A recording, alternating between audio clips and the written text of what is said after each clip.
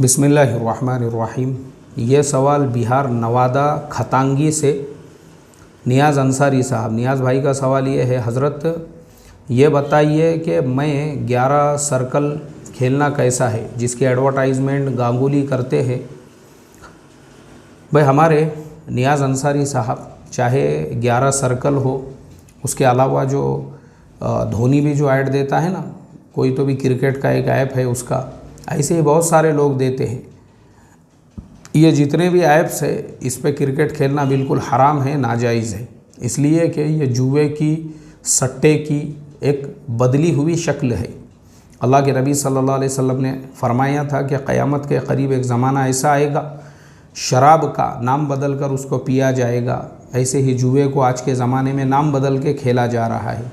जुए और सट्टे की एक शक्ल है, मुसलमान के लिए बिल्कुल जायज़ और हलाल नहीं है।